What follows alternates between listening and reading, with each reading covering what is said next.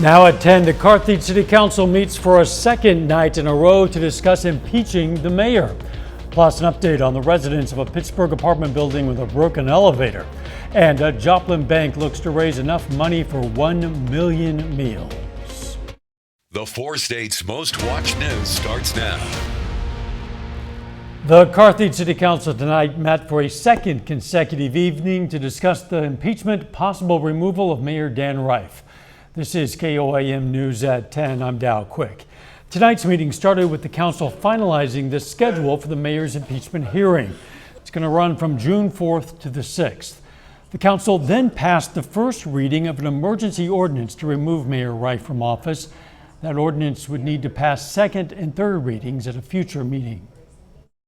That we're doing things right, and we also don't have a city attorney at this current time, and so I don't feel like that I have legal representation to ask counsel of that's unbiased, and I just feel like that's very important, and I would have liked to have seen us put the brakes on this tonight, and I'm very sad for our community. Council's next scheduled meeting is set for 1 week from tonight at 6:30 p.m. Months after the elevator broke down at Pittsburgh's Stillwell Hotel, residents are still waiting for it to be fixed. According to the tenants of that 4-story building, the elevator hasn't been working since February. The building is operated by a nonprofit board. In April, the city of Pittsburgh stepped in to help the Stillwell apartments repair the elevator. The city will temporarily pick up the cost, and the Stillwell will reimburse the city. According to the city manager, repairs are held up due to shipping delays of a new elevator motor. It's not a fast-moving process for sure, but the motor's been ordered. I think when they started working on it, they found some other damage, so that's been worked on. And right now, we're just looking to get the final repair completed. We'll do a post-inspection, obviously, make sure that works out. The estimated cost to fix that elevator is $30,000. The Kansas governor's office offers a reward for information concerning a double homicide in rural Labette County. Authorities have been investigating the murders of 39-year-old Jason Backen and 43-year-old Leanda Pound of Mound Valley, Kansas, since their bodies were discovered in October of 2022. Governor Kelly's office issued an executive order offering a $5,000 reward to anyone who has information that would lead to an arrest and conviction for the murders. Anyone with information is asked to contact KBI or the Labette County Sheriff's Office. Had some storms earlier this evening. Chief Meteorologist Doug Heddy. Yeah, another round of showers and thunderstorms and several severe thunderstorm warnings across the region. Prior to the storms, 84, 78 is our average high. Record high 91 set back in 1987. Most of us right now, we're sitting upper 60s to lower 70s. It's pretty calm. All these showers and thunderstorms are rolling out of here, so our severe threat is done. We still have a couple little guys near Monette and one down in southern Benton County, but overall looking pretty good. As we go through the night into the morning, a few scattered showers trying to pop up late morning into the early afternoon hours. Overnight low of 55, but we'll be back at 65 by 10 a.m. Numerous more rounds of thunderstorms on the forecast and severe threat also sticking around. Details here in a bit. See you soon. Carthage Schools introduces their new transportation director. Ryan Huntley brings the experience of 24 years of service at the Carthage Fire Department to his new role. Huntley begins as school transportation director on June 24th.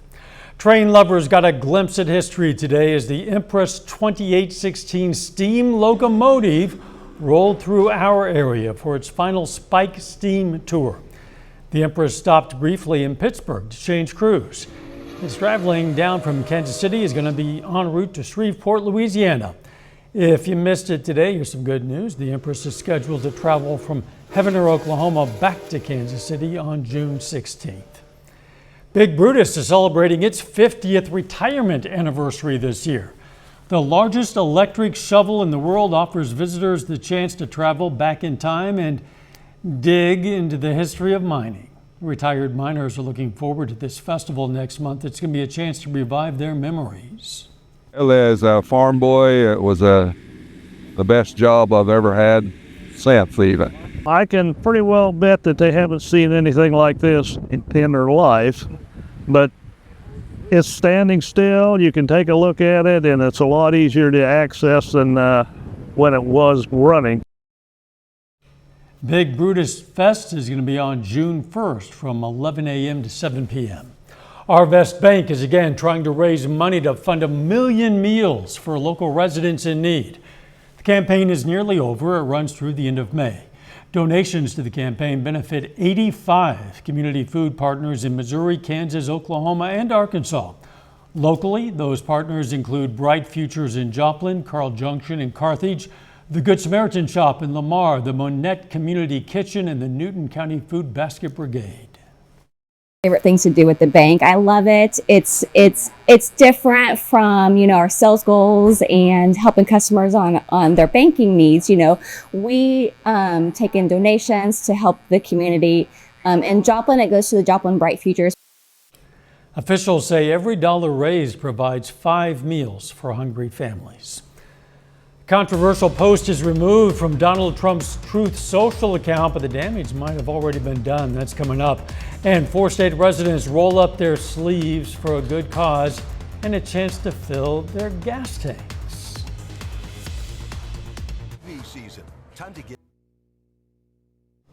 The Biden administration is strongly condemning a controversial video that has now been removed from Donald Trump's Truth Social account. It included a term long associated with Adolf Hitler's Nazi Germany. Robert Costa has details. Former President Trump addressed reporters today outside of the courtroom, but offered no comment on the incendiary, controversial video posted to his social media account. What happens after Donald Trump wins? The video showed hypothetical headlines of an imagined Trump victory this fall, with one asking what's next for America, and 3 times suggesting the creation of a unified Reich, a term widely associated with Nazi Germany. President Biden released this campaign video response. A unified Reich? That's Hitler's language. That's not America's. He cares about holding on to power. This kind of rhetoric is unsurprising coming from the former president, and it is appalling. And we got to tell him who we are. It's not the first time Trump has used rhetoric prompting outrage for its echoes of hateful extremists. He said of immigrants, they're poisoning the blood of our country. And of his political opponents using language some historians say is akin to Nazi propaganda. And the radical left thugs that live like vermin within the confines of our country. Trump's words on the trail have grown increasingly charged with visceral nationalistic statements. In Minnesota on Friday, Trump told supporters the country was theirs. This is not a nation that belongs to them. This is a nation that totally belongs to you. It belongs to you. This is your home. This is your heritage. Trump has said if he wins in November, he'd be a dictator on day one only. On Saturday at the NRA convention, he mused about the possibility of staying on for a 3rd term. FDR, 16 years, almost 16 years. He was 4-term. I don't know. Are we going to be considered 3-term or 2-term? The Trump campaign has taken down the video and blamed a junior staffer for sharing the material, which was first published elsewhere. Tonight on Capitol Hill, the response among most Republicans is relatively muted. Former New York Mayor Rudy Giuliani was one of nearly a dozen people arraigned in an Arizona court in connection with an election subversion case. 18 people in total are charged with fraud, forgery, and conspiracy in that case. The attorney for the defendant says this is merely a case of free speech that's being criminalized by a Democratic attorney general. Jake's Fireworks in Pittsburgh served as our latest stop on the Great American Flag Swap today. People could bring in their old tattered flags and replace them with brand new ones, courtesy of KOAM and Fox 14. The old flags will receive a proper disposal. The event is a way to give something to the community and support veterans. Deserves to be treated with respect, even when it's time to be retired. So I'm so thankful that KOAM offers a service so community members can exchange their worn out flags for a brand new one. Our next stop at the Great American Flag Swap is going to be at Arvest Bank on 32nd Street in Joplin. on July 2nd, just in time for Independence Day. Community Blood Center of the Ozarks is hosting the Great Gas Card Giveaway Blood Drive. The rules are pretty simple. You just come into CBCO before this weekend, you donate blood, and you receive a mystery monetary gift up to $100. Also, 2 free tickets to an upcoming Springfield Cardinals baseball game and a t-shirt. Head over to KOAMnewsnow.com for times and locations. A little later, summertime means yard work for a lot of people, but don't forget about your mailbox. We'll explain. Plus, we have more thunderstorms in the forecast. We're going to be talking about that coming up next. Proven.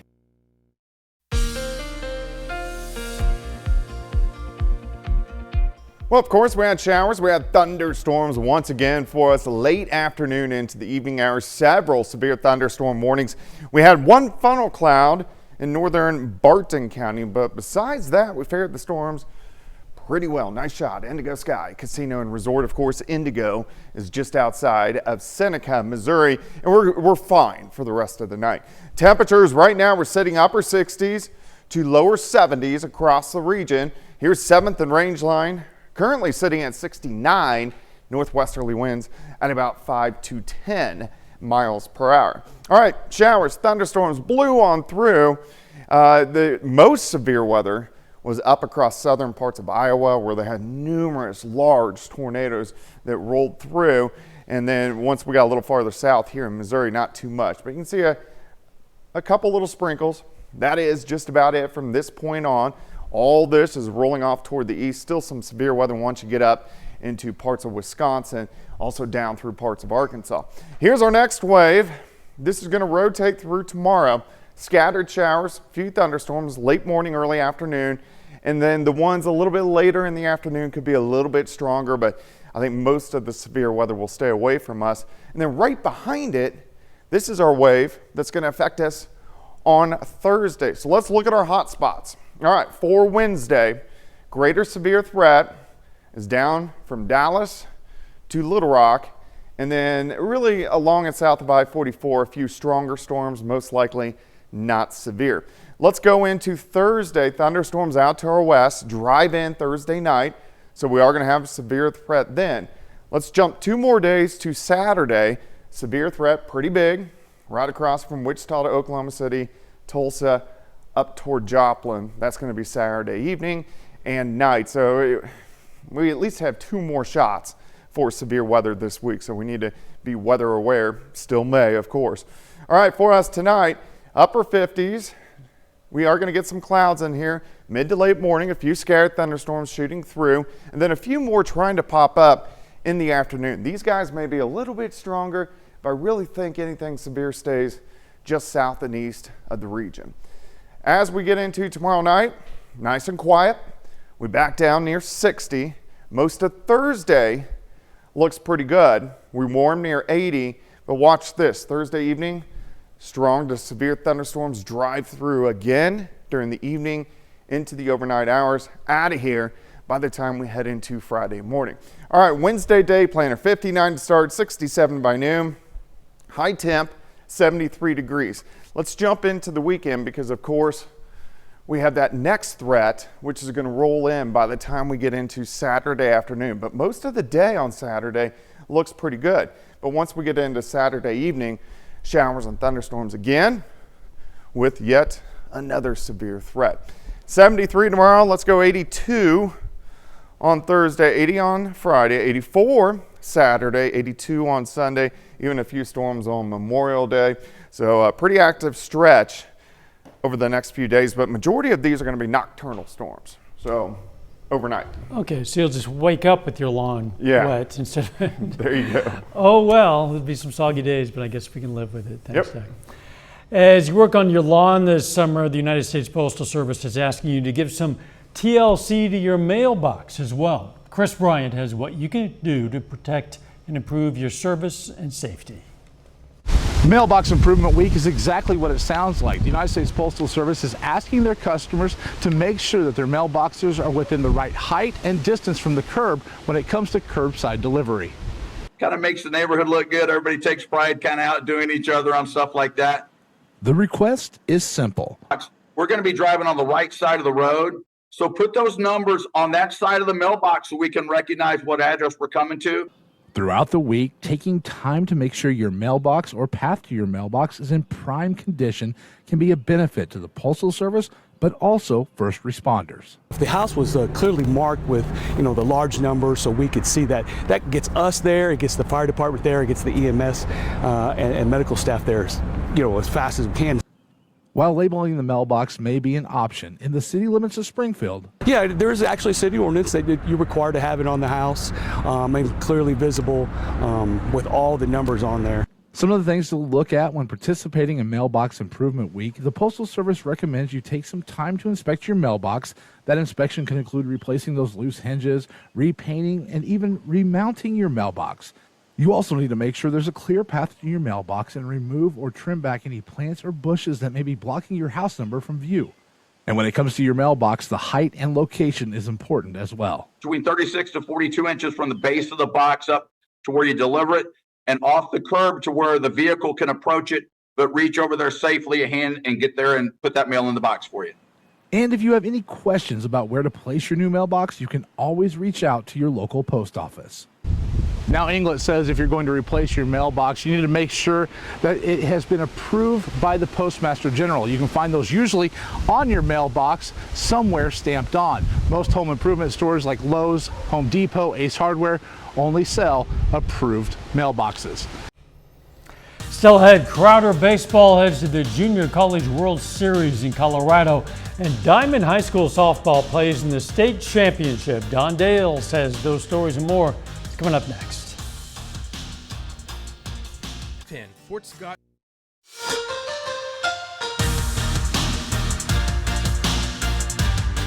Hey, welcome into sports. I'm John Dales. We're in the final day of high school softball season in Missouri, and we have one of our local schools still standing. It's the Class 2 state championship game in Springfield. Diamond faces Kennett.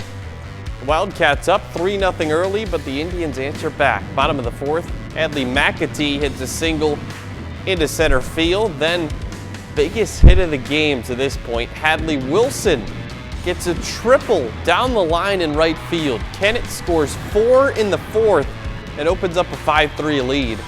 Wildcats down to their final 2 outs in the seventh, down 1, but Taylor Reeder keeps the season alive, hits a single into center. That scores Grace Frazier. We're tied at 5. Bottom half of the inning, Kennett gets a runner on, tries to steal second, but Frazier fires a strike to second to get the out. We're going to extra innings. Now to the top of the 8th, Caitlin Surrey comes to the plate with 2 runners on. She gets a base hit into left field. 1 run will come in to score, so will a second run, and the ball gets away, so Surrey comes all the way around to score as well. The Wildcats take an 8-5 lead. Bottom of the 8th inning, 2 outs. It's Surrey in the circle, and she gets the strikeout to end it. Wildcats score 5 runs in the final 2 innings. They come from behind and win the Class 2 state championship 8-5 over Kennett. And I just try to keep encouraging those girls, and that's just a team that buys in and they don't give up, and they're going to play their heart out until the last pitch. Our team has a lot of grit. You know, we've tried to put ourselves in situations in practice to be able to try to work through this stuff. Like, we have a punishment if we don't do this thing. So it's just kind of working through, tough times on the field. Over to Missouri High School baseball, Nevada keeps its season alive. Tigers beat Aurora 7-3 in a sectional playoff game this afternoon. That means they move on to the Class 4 quarterfinals this Thursday against Blair Oaks. Lamar, meanwhile, not quite as fortunate. Tigers fall to Forsyth 11-4 in their sectional game today. They finished the year 13-10 with the district championship. Well, for the 5th time in program history, Crowder College baseball is heading to the Junior College World Series. This morning, the Rough Riders leave Neosho and they begin their journey to Grand Junction, Colorado, where the 2024 Junior College World Series takes place. Crowder has won 7 consecutive games, most recently sweeping Seminole State in the district championship this weekend. Head coach Travis Lalleman says the Rough Riders need to keep doing what's gotten them this far. Same formula we've had. I think we got to get 15 outs out of our starters and then be able to turn it into the bullpen. Offensively, it is what it is. It's a tough lineup to navigate. So if we can do what we've been doing offensively and we can score early. In Major League Baseball, the Royals win today. Cardinals game kind of weird. They play 6 innings, tied 1-1. Then rain stops it, so they'll play the final 3 innings of that game tomorrow, starting at 12:15. Assuming there won't be another rain delay and they That's right. continue to part 3 on another day. We'll be right back. In honor of National Speech Language Hearing Month, the Oklahoma Department of Health wants to let you know that new parents now they can get a free hearing screening for their newborns.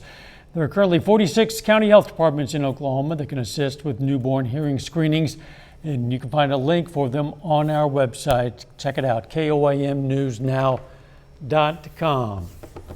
Hope you like rain, because we're going to get plenty of it over the next week. Yeah, we're going to get a few more scattered showers and a few thunderstorms for us tomorrow. Heavy amounts of rain back in Thursday night into Friday morning, plus a severe threat. And then late Saturday into Sunday morning, some very heavy amounts of rain again, also a severe threat. So yeah, sticking around. Next week, though, is much calmer. There are some farm ponds, believe it or not, that still need water. So I'm sure there are plenty of people out there who really are glad to get more rain. Final sports news. Sun. You got some sun today. Yeah, that I did. Shooting that game in Springfield. Yeah, we're going to have more games like that coming up on the Kansas side later this week. Fort Scott softball, one of the teams going to state. We'll hear from them tomorrow morning. Looking forward to that. Thanks for joining us. Don't forget the morning show starts at 5 a.m. and let's make it a great tomorrow.